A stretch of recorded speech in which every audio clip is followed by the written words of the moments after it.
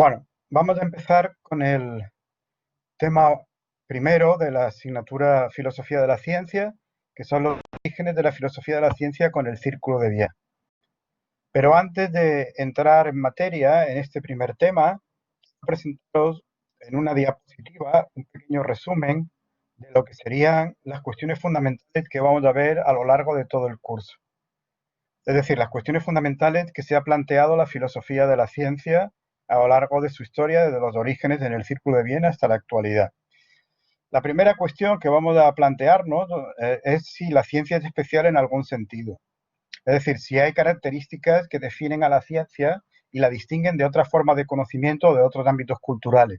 Esto lo vamos a ver sobre todo en el tema próximo, que es el tema dedicado al criterio de demarcación. El criterio de demarcación entre ciencia y no ciencia. Veremos los distintos criterios de demarcación y veremos en qué medida se pueden sostener tal y como se formularon. En segundo lugar, veremos también si hay objetiva para los privilegios y la autoridad epistémica de la que goza la ciencia.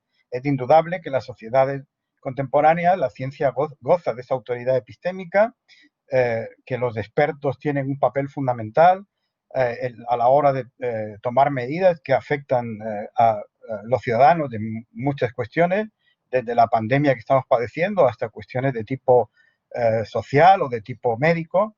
Y se trata de ver si esos privilegios y esa autoridad epistémica se basa en criterios objetivos o si por el contrario es un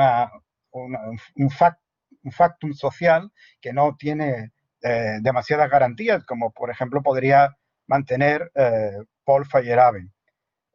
Veremos también las relaciones entre ciencia y filosofía, sobre todo en la parte final de la asignatura, cuando veamos del tema del realismo científico y estudiemos cómo la ciencia puede proporcionar una visión nueva de viejos problemas filosóficos y aportar también nuevas soluciones. Un aspecto central de la asignatura, a la que dedicaremos también varios temas, es la cuestión de cómo progresa la ciencia. ¿En qué consiste el progreso científico? Si se trata de un progreso gradual o de un progreso revolucionario. Es decir, si es un progreso de tipo evolutivo en el que los cambios son pequeños y se van aportando nuevas teorías, de nuevos hallazgos, en un proceso de suma de logros, o si por el contrario hay grandes rupturas epistémicas en revoluciones científicas que cambian por completo el panorama, tal y como defendió, por ejemplo, el filósofo Thomas Kuhn, al que dedicaremos bastante tiempo. Y si hay algún truco metodológico, por ejemplo, por el que la ciencia puede progresar de forma tan efectiva.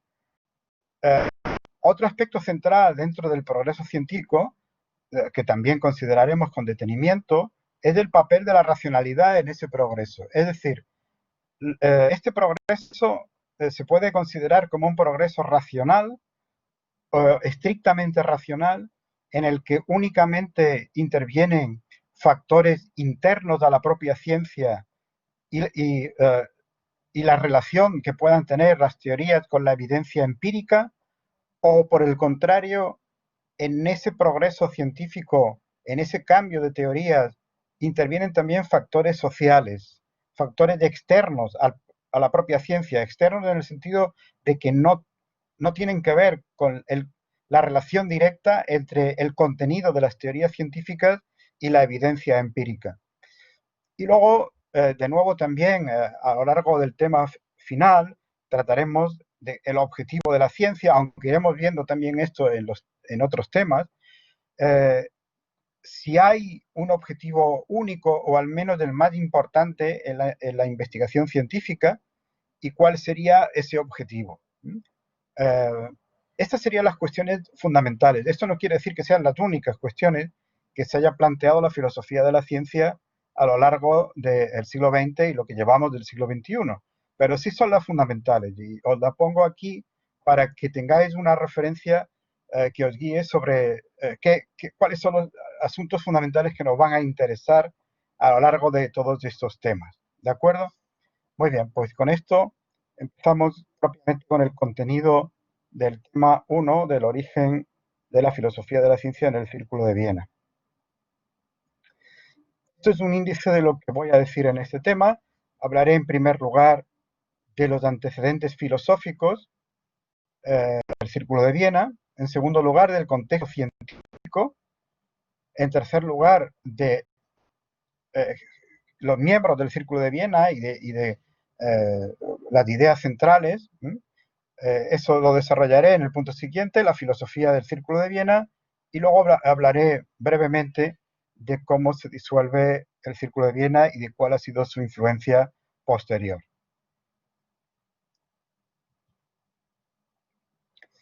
Bueno, si hubiera que señalar un momento en el tiempo en el que la filosofía de la ciencia se constituye como disciplina autónoma, cuando digo esto quiero decir como una disciplina independiente, por ejemplo, de la epistemología, de la teoría del conocimiento en general, eh, se puede decir que ese origen está en el Círculo de Viena. Pero con anterioridad al Círculo de Viena hubo ya algunos hitos que pueden considerarse como la prehistoria de este campo, ¿no? Por ejemplo, la primera cátedra de filosofía de las ciencias inductivas llevaba ese nombre, fijaos, filosofía de las ciencias inductivas. En aquel momento, eh, estamos hablando de finales del 19 y principios del 20, ciencias inductivas era sinónimo de ciencias empíricas. Pues esa cátedra se crea en Viena en 1895 y la ocupa un científico con vocación filosófica y de historiador que es Ernst Mach, que es el que tenéis en la fotografía en la esquina superior izquierda. Y a Mach le sucede otro científico, Boltzmann, que es el que tenéis en la fotografía junto a él. Y finalmente, en 1920, ocupa esa cátedra, la cátedra de Viena de Filosofía de las Ciencias Inductivas, Moritz Schlick, que es un filósofo con formación científica y que es el fundador del Círculo de Viena. Eh, si tuviéramos que señalar a un autor que pudiera ser considerado como un filósofo de la ciencia en el sentido actual del término, pues probablemente entre los nombres que barajaríamos estaría el de William Whewell, pero también el de John Stuart Mill. Los dos son autores británicos, los dos son coetáneos y especialmente John Stuart Mill recibió una gran influencia de William Whewell.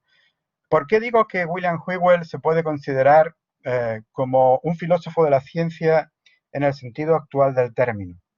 Pues fundamentalmente porque no solo es el autor de una obra titulada La filosofía de las ciencias inductivas, que publicó en 1840, sino que previamente a esa obra había escrito otra que llevaba por título Historia de las ciencias inductivas y que es una de las primeras historias de la ciencia escrita de forma sistemática. Lo interesante aquí es que su filosofía de las ciencias inductivas estaba basada en ese conocimiento profundo de la historia de la ciencia. Y eso es lo que hace tan actual su planteamiento, eso es lo que acerca sus planteamientos filosóficos a las corrientes actuales. De hecho, es un autor que tuvo una gran influencia sobre Popper, aunque Popper no lo cita todo lo que debería, pero muchas de las ideas de Popper o algunas de las ideas centrales de Popper están ya claramente expresadas en William Whewell. A ver, Fernando quería hacer una pregunta. Fernando, adelante. Sí, lo siento si se preguntó ya el otro día y tal, pero los PowerPoint estarán en el campus virtual una vez terminemos el tema. Sí, sí, lo he dicho hace un momento. Lo he dicho hace un momento. Estarán en el apartado de grabaciones, ¿vale? Vale, de acuerdo, lo siento si... Nada, no te preocupes. Seguimos entonces. Si tenéis alguna pregunta de este tipo, sobre la marcha de la asignatura, etcétera, lo dejamos para los minutos finales, ¿de acuerdo? Yo dejaré unos minutos al final para este tipo de preguntas. ¿eh? Eh, Ahora nos limitamos a preguntas sobre el contenido. Si hubiera alguna duda de lo que estoy diciendo o queréis que desarrolle algún punto o algo más, ¿de acuerdo? Muy bien. Seguimos entonces. A- eh, Además de William Whewell, otro coetáneo suyo, británico, John Stuart Mill, pues también se puede considerar como un filósofo de la ciencia en el sentido actual del término. Es el autor de una obra que ejerció una gran influencia a la última mitad del siglo XIX y la primera década del siglo XX, que es la obra Un sistema de lógica inductiva e inductiva, es el título completo. De hecho, como diremos después, eh, John Stuart Mill, con este libro, pues es considerado como una de las fuentes principales del positivismo. Eh, John Stuart Mill, a su vez, recibió una gran influencia de Augusto Comte, aunque el positivismo de Comte no se considera un precedente del positivismo del Círculo de Viena, porque es un positivismo un tanto peculiar. En cambio, el de John Stuart Mill sí está mucho más cercano a la filosofía que luego desarrolló el Círculo de Viena. Es un detalle interesante, o al menos a mí me lo parece, porque a ese detalle dediqué mi tesis doctoral hace ya muchos años, que en el libro sexto de esta obra, del sistema de lógica, John Stuart Mill dedica un análisis por primera vez eh, eh, explícito al método de las ciencias sociales y humanas. ¿Eh? Bueno, sabéis que idea de la sociología como ciencia está en Comte y que Comte también tiene desarrollos metodológicos en torno a las ciencias sociales, pero digamos que Comte no establece una separación metodológica clara entre ciencias naturales y ciencias sociales, mientras que John Stuart Mill en este libro, en el libro sexto, la parte sexta del libro, pues sí que lo hace. Y en ese sentido, pues también su influencia fue importante.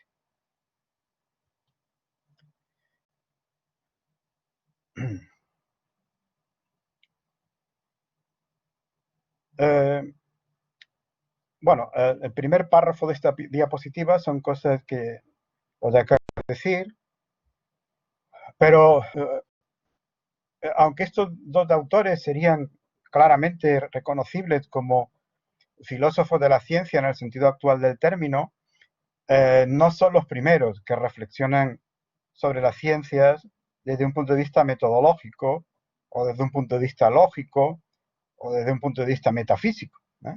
Eh, Encontramos reflexiones sobre las ciencias desde la antigüedad hasta el momento actual, entendiendo ciencia ahora en un sentido muy amplio.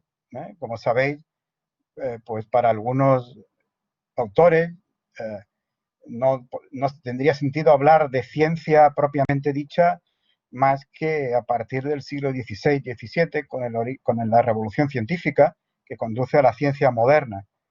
Pero no todos estarían de acuerdo en un uso tan estricto del término ciencia, porque eso dejaría fuera, por ejemplo, algunas aportaciones como los trabajos de Euclides en geometría o como los trabajos de Arquímedes en mecánica, ¿no?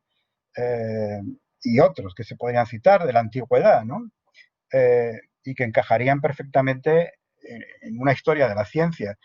Eh, en fin, esto es un tema debatido entre los historiadores y no es cuestión de entrar en él porque además es bastante complejo, pero lo que sí podemos hacer es entender ciencia en un sentido amplio ahora para nuestros intereses y afirmar que en efecto la reflexión filosófica sobre la ciencia pues tiene una larga tradición.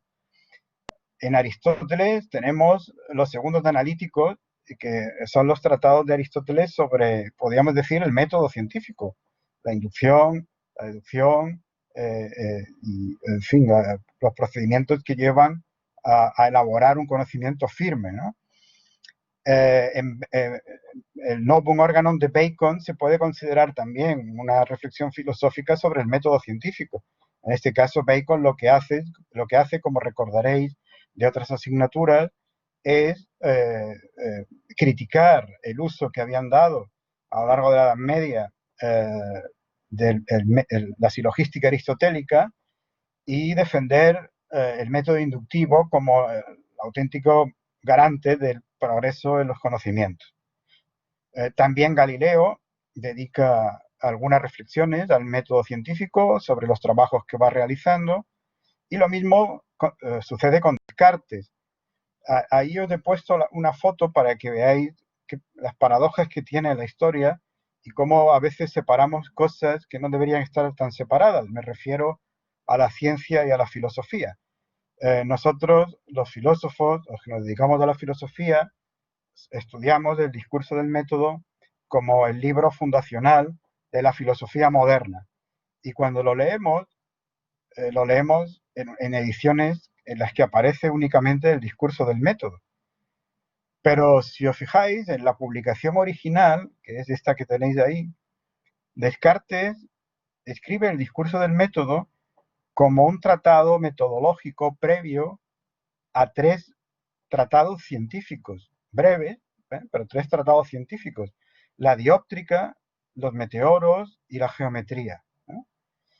Se, se, puede decir que estos tres tratados serían una ejemplificación de lo que, del método que describe en el discurso del método, pero también se podría decir que el discurso del método es en realidad un prólogo donde le explica al lector cómo llega a los resultados que llega en sus tres tratados científicos.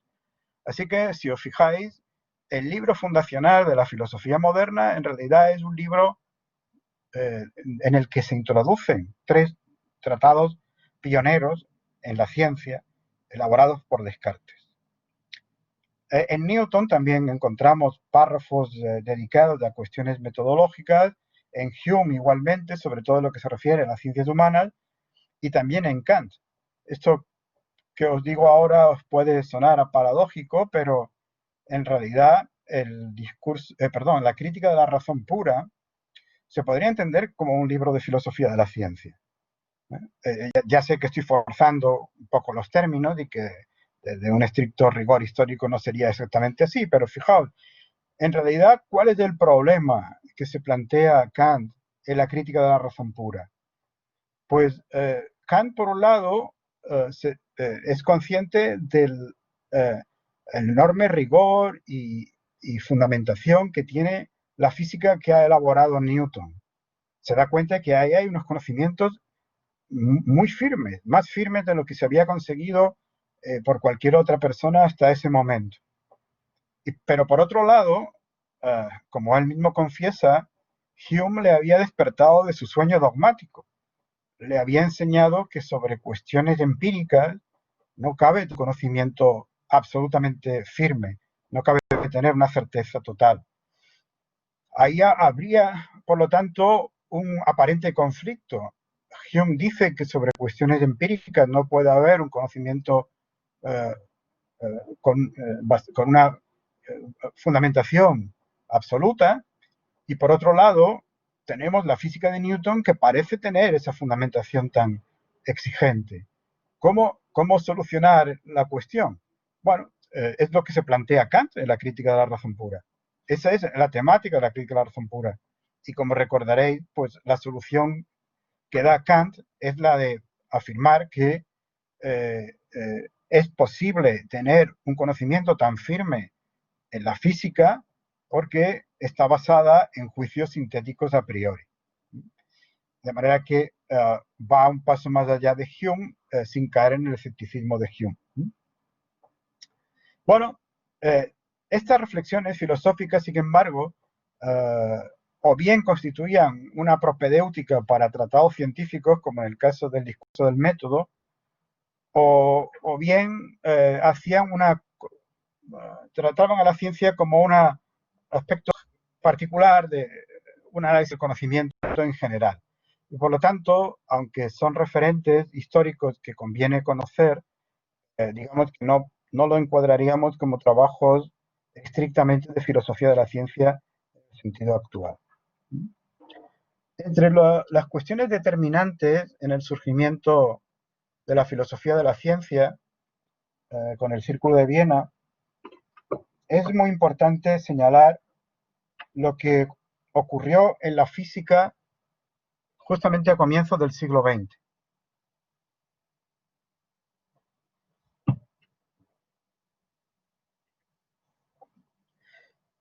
Como sabéis, la física a comienzos del siglo XX experimenta una auténtica revolución científica, en el sentido kuhniano, como veremos.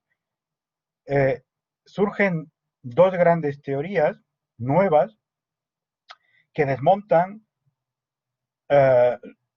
cuestiones básicas de la física previa, de la física de Newton. En particular, una de estas dos teorías, la teoría cuántica, es un rechazo frontal de cuestiones fundamentales de la física newtoniana. Suele ser más conocida el choque entre la teoría de la relatividad y la teoría newtoniana, pero realmente la teoría cuántica es aún más contraria a los supuestos fundamentales de la física de Newton que la teoría de la relatividad. La teoría de la relatividad es obra de prácticamente de un solo autor, de Albert Einstein. En 1905 elabora su teoría especial de la relatividad en un artículo titulado Sobre la electrodinámica de los cuerpos en movimiento, y en otro artículo del mismo año donde presenta la equivalencia entre masa y energía. En el primer artículo que he citado, de 1905, Einstein pues establece los dos postulados fundamentales de la teoría de la relatividad, es decir, que las leyes de la física son las mismas para cualquier sistema inercial. Un sistema inercial es un sistema que se mueve sin aceleración, que se mueve a una velocidad constante con relación a un observador, y el segundo postulado, que es que la velocidad de la luz en el vacío es una constante. Para cualquier observador es siempre la misma. Einstein es capaz de unir ambos principios, de ambos postulados, y sacar todas las consecuencias radicales que se siguen de ellos.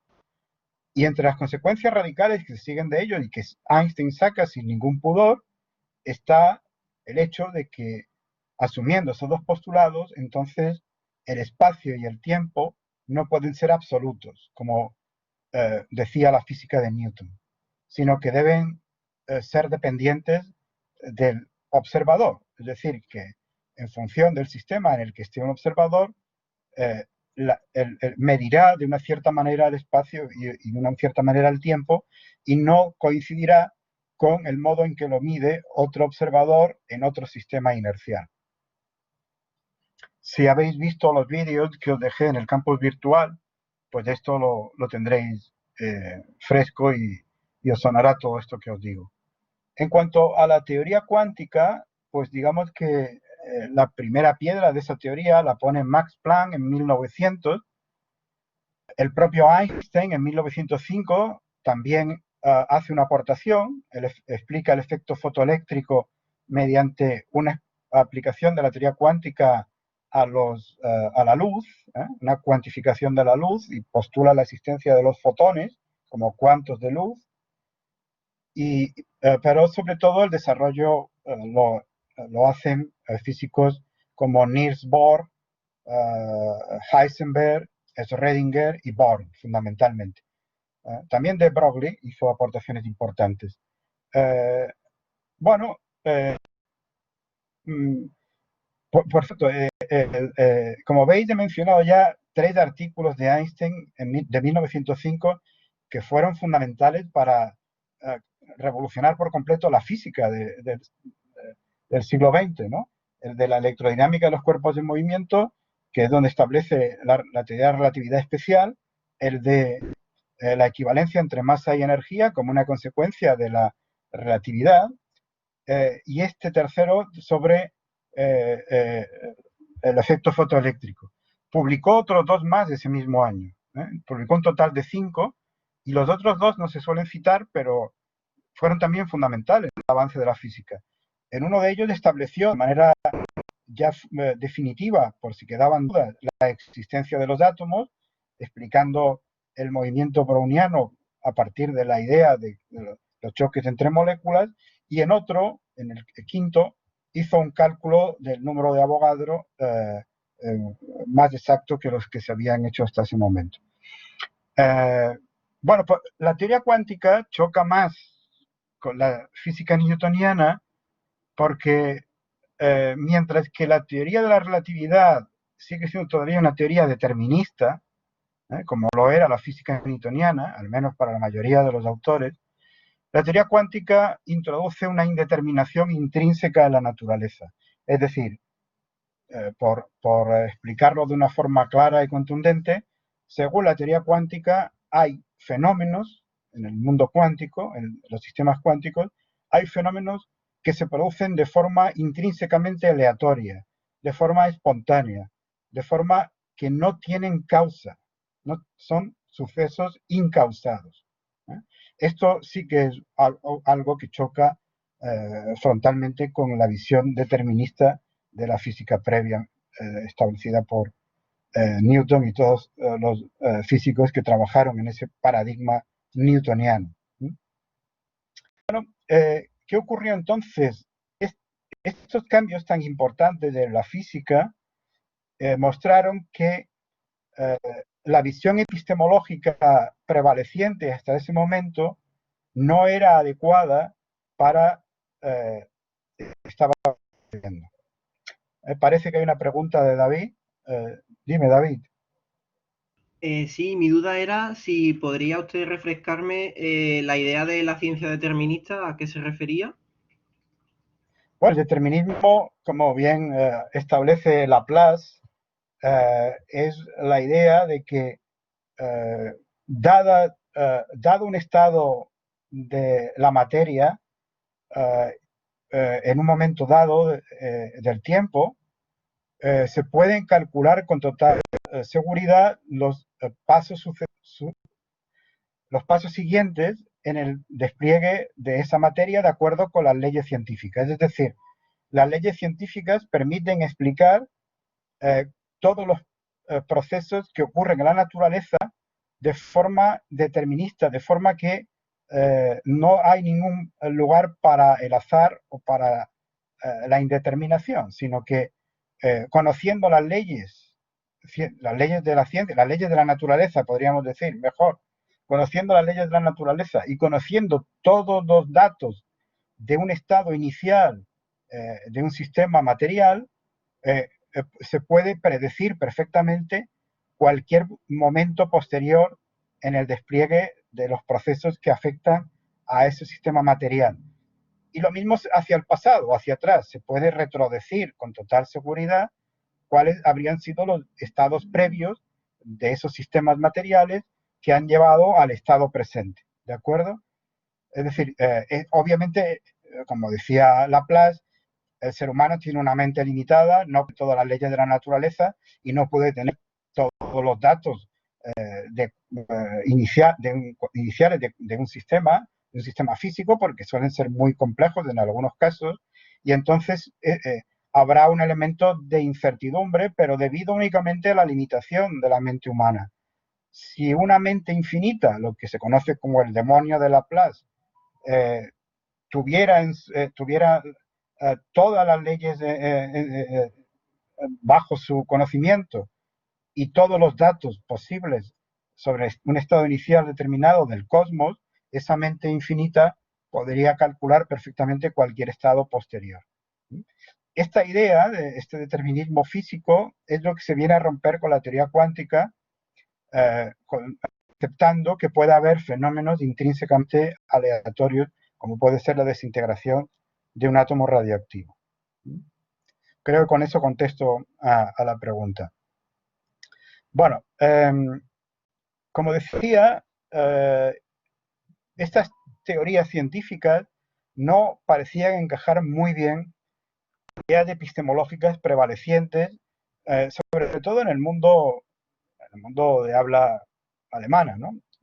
En ese ámbito cultural, digamos que lo dominante en aquel momento, si dejamos de lado las corrientes idealistas, pues sería una filosofía kantiana sofisticada, el neocantismo, que por ejemplo fue a estudiar Ortega cuando fue a Alemania, o bien un empirismo radical, por ejemplo, el empirismo de Ernst Mach.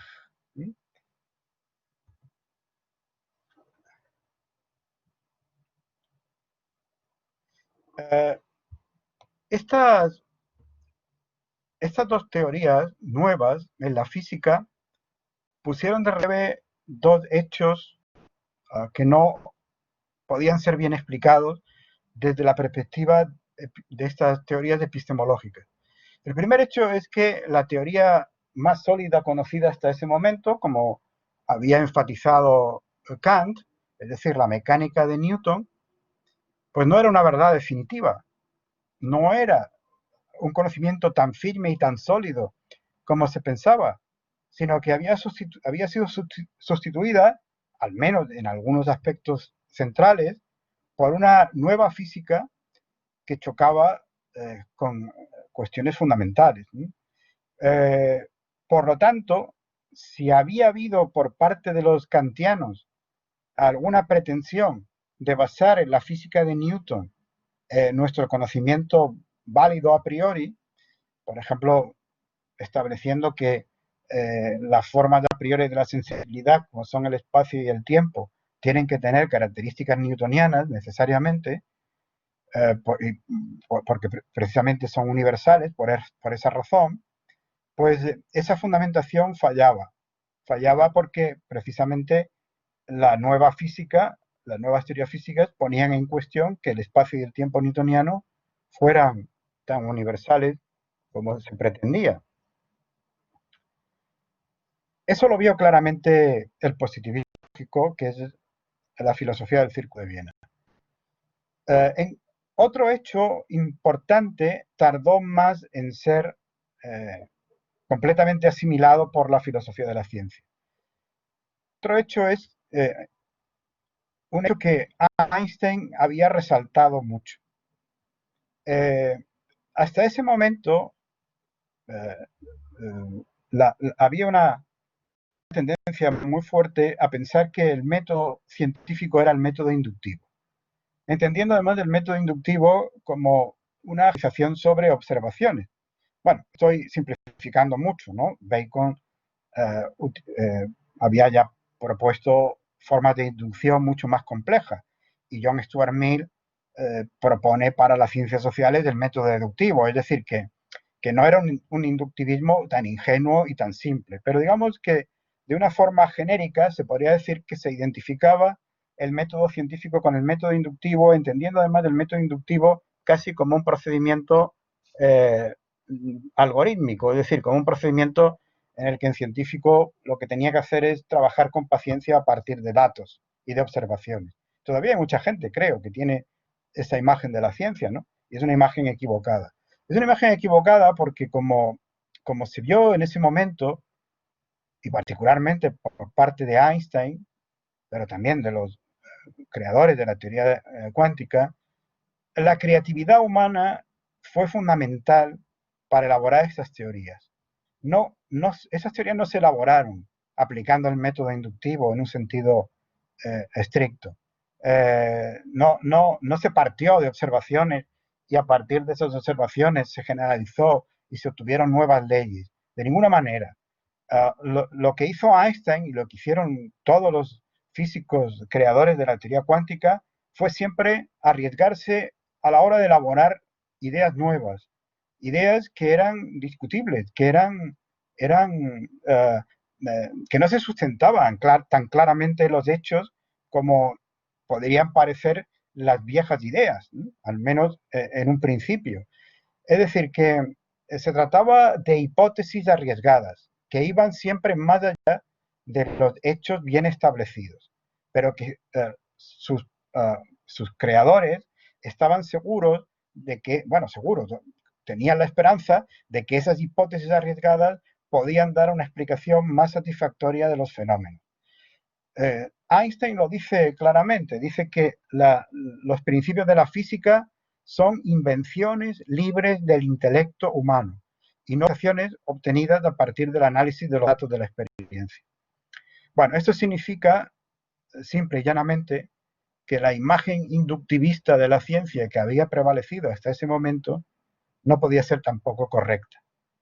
Como os digo, el Círculo de Viena todavía no asimila claramente esta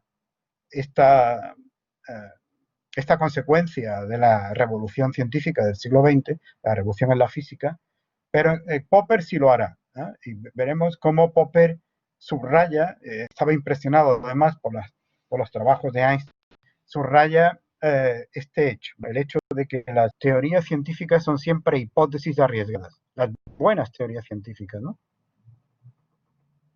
Bueno, lo que intentaron hacer los miembros del Círculo de Viena entonces fue elaborar una nueva forma de epistemología, en el sentido de teoría del conocimiento científico, que pudiera sintonizar con la nueva física, con estas teorías que surgían.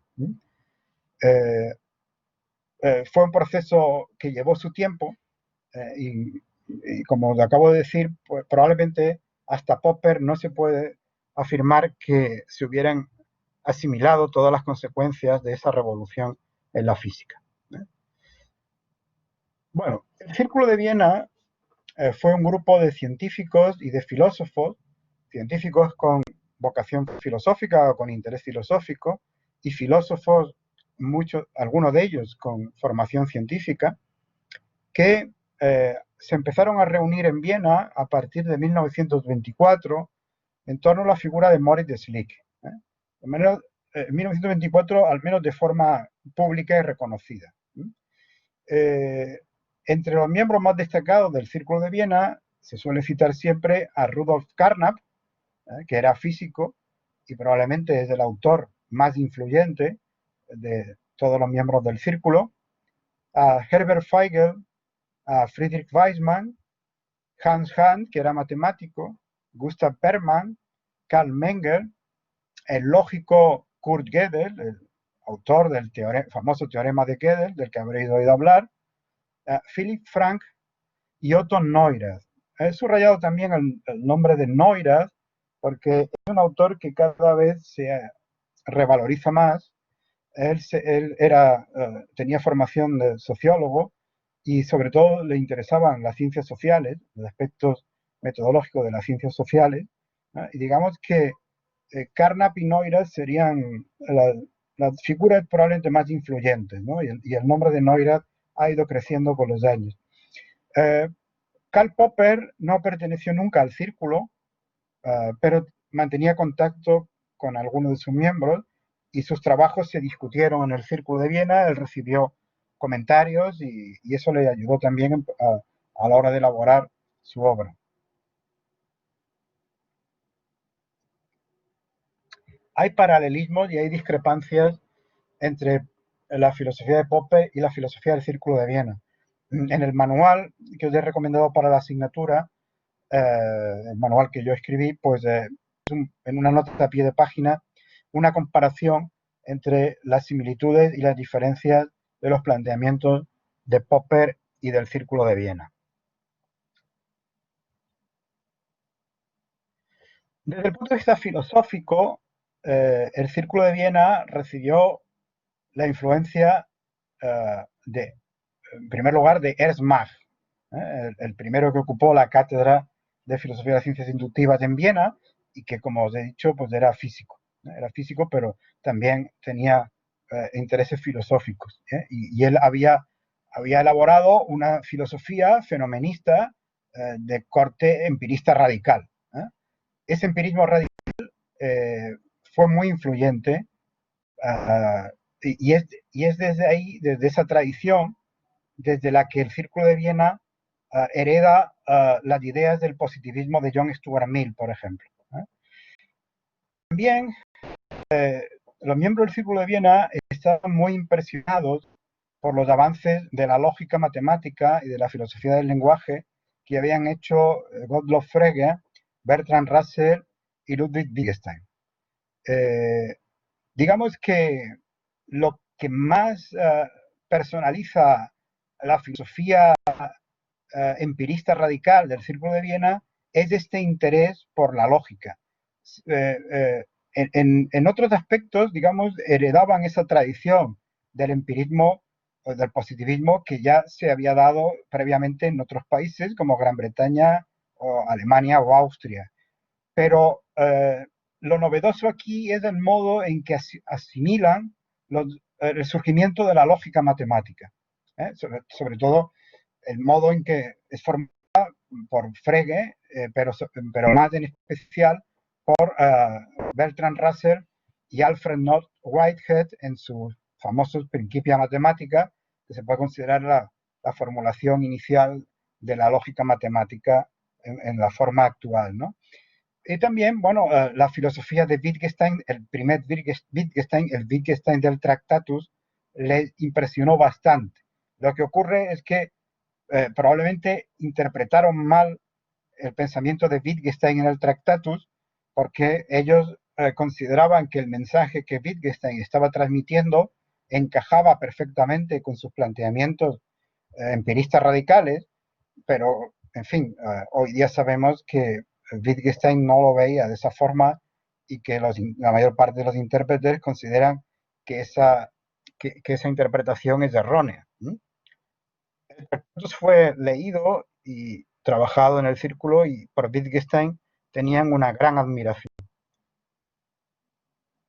Bueno, como os decía, la lógica tenía un papel central en la filosofía del Círculo de Viena porque vieron en la lógica un instrumento muy valioso para analizar no solo las teorías científicas, aunque sobre todo las teorías científicas, que era lo que a ellos les interesaba, sino también el lenguaje en general. De ahí que luego esta filosofía pues entroncara con la filosofía analítica, la filosofía del lenguaje ordinario, etcétera, etcétera. Ese análisis lógico del lenguaje científico, pero también del lenguaje ordinario, era una herramienta filosófica de enorme poder porque ellos pensaban que era capaz de disolver los problemas tradicionales de la filosofía. Es decir, los problemas tradicionales de la filosofía, según los miembros del Círculo de Viena, no eran problemas genuinos. Eran sencillamente pseudoproblemas, problemas falsos, que se habían producido por un uso legítimo del lenguaje. Los seres humanos tendemos a desviarnos en ese uso ilegítimo de los conceptos que elaboramos y al utilizarlos de forma errónea y de forma ilegítima surgen problemas que no son más que enredos producidos por ese lenguaje y que pueden ser disueltos, no resueltos, sino disueltos, haciendo un uso correcto del lenguaje. Y eso es para lo que necesitamos el análisis lógico. El análisis lógico del lenguaje, por lo tanto, es la única forma posible, legítima, de hacer filosofía. Como ahora diremos, esto significa que la metafísica o la epistemología, tal y como habían sido entendidas tradicionalmente, no tienen sentido, no son realmente tareas filosóficas legítimas. Por otro lado, ellos tenían... David, ¿tiene otra pregunta? David. Soy otro David distinto, no somos el mismo. Muy bien. La que acabo de describir es la visión que tenían del Tractatus en el Círculo de Viena, ¿no? Sí. Y, o sea, me refiero a la lógica del lenguaje necesaria para poder diluir los problemas que puede tener el lenguaje escrito. ¿Esa visión es muy distinta a la que tenía Wittgenstein de su propia obra o la intención con la que escribió? Bueno, según la mayoría de los intérpretes posteriores, sí, es una visión distinta porque para Wittgenstein, y lo dice en el Tractatus, todo ese análisis que elabora no es más que la escalera con la que pasar al ámbito de lo que realmente importa, que sería el ámbito de lo inefable, de aquello de lo que el lenguaje no puede hablar, que sería pues probablemente el ámbito de la moral o el ámbito de lo místico incluso, ¿no? Wittgenstein tiene una personalidad muy peculiar y desde luego no puede que sus planteamientos encajaran en una visión cientifista y empirista radical, ¿no? Es decir, que los intérpretes posteriores siempre han afirmado que el Círculo de Viena interpretó de una forma excesivamente sesgada el Tractatus de Wittgenstein. ¿Hay otra pregunta más de Alejandro? Adelante, Bueno, Alejandro. más que preguntas, si me lo permite, o sea, es cierto, estoy de acuerdo con usted en que el Wittgenstein del tratado no tenía esa interpretación, o sea, no llegaba a esa conclusión en la que llegaba el Círculo de Viena, pero si no recuerdo mal, en una de las subtesis de la sexta tesis habla precisamente de que precisamente la lógica y el buen uso de una filosofía sirve para ilustrar a aquel que está hablando que no es que sea incorrecto, sino que está falto de sentido. No significa nada eso que está diciendo. Hay palabras que no tienen sentido en esa oración. Sí, sí, no, vamos, ellos podían hacer una lectura, digamos, algo sesgada del Tractatus, pero obviamente se basaban en las ideas que están expuestas en el Tractatus, y la interpretación que ellos hacían no es ciertamente descabellada, porque Wittgenstein también afirma explícitamente cosas que encajan bien dentro de una filosofía positivista. Es más bien la interpretación que se supone que sería la importante para Wittgenstein, habida cuenta de los denunciados finales, donde viene a decir que todo eso es una preparación para lo realmente profundo o importante, que es aquello que no encaja en los límites de mi lenguaje. Pero eso sería Bueno, teniendo en cuenta, perdón. sí. Ah, que eso sería teniendo en cuenta, es que no tengo ni idea, pero sería teniendo en cuenta el segundo Wittgenstein, ¿no? Que cambió de opinión completamente. No, el segundo Wittgenstein ellos no lo conocían, porque el segundo Wittgenstein se publicó además póstumamente. Ya, no, Ellos pero me trabajaban. refiero a la visión actual de Wittgenstein que se tiene, que Wittgenstein realmente lo que quería era llegar a una explicación inefable o el significado inefable del lenguaje, no sé. Eso Bueno, sería tener en cuenta su segunda parte, no ¿no? exactamente, vamos, no exactamente una interpretación inefable del lenguaje, etcétera, como dices, ¿no? Sino que todo lo que se establece en el Tractatus sería una preparación para darse cuenta de cuáles son los límites con los que tenemos que trabajar debido a nuestro lenguaje. Pero eso no significa que no haya nada más allá de esos límites, ¿eh? El que los límites de mi lenguaje sean los límites de mi mundo, como dice en el Tractatus, no significa que no haya nada importante fuera de esos límites del lenguaje, fuera de los límites del mundo. Eh, Según los intérpretes, yo no soy un especialista en Wittgenstein, pero según los intérpretes, eso está sugerido de una forma clara en la parte final del tratado. ¿De acuerdo? Bueno, como estaba diciendo,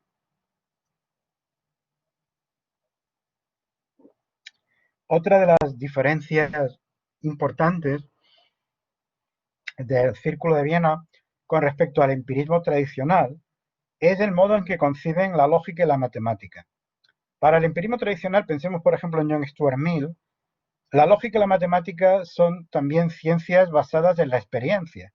Es decir, no habría una diferencia fundamental desde el punto de vista de la fundamentación de los conocimientos entre lo que puede hacer un físico y lo que puede hacer un matemático o un lógico. En cambio, para los miembros del Círculo de Viena sí había una diferencia fundamental, y es que la matemática y la lógica no eran ciencias empíricas, sino ciencias formales. Es decir, no tenían contenido empírico, no se refieren al mundo, no afirman nada sobre la realidad, sobre el mundo. Se trata sencillamente de modo que estructuramos el lenguaje a partir de ciertas reglas que hemos establecido previamente los seres humanos. Entonces, la lógica y la matemática estudiarían esas transformaciones legítimas de nuestros denunciados a partir de esas reglas. Y por lo tanto, sus afirmaciones no serían afirmaciones referentes a un mundo externo. Su validez, por lo tanto, es una validez a priori. Las ciencias empíricas tienen que fundamentarse en la experiencia, necesariamente, como ahora veremos a continuación. Pero las ciencias formales, la verdad o falsedad de los denunciados de las ciencias formales es independiente de la experiencia, ¿no? Son, por lo tanto, ciencias que no comparten con las ciencias naturales y con las ciencias sociales, su afán de conocer el mundo.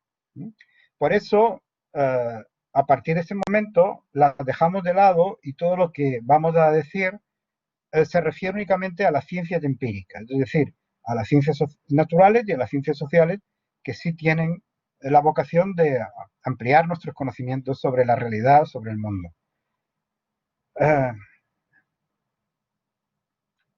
Bien.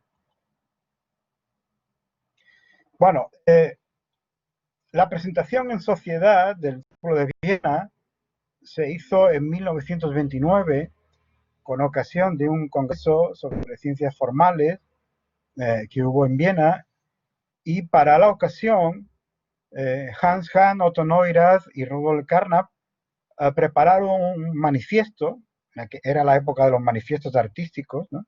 Ellos prepararon una especie de manifiesto filosófico que era la presentación en sociedad, digamos, del Círculo de Viena.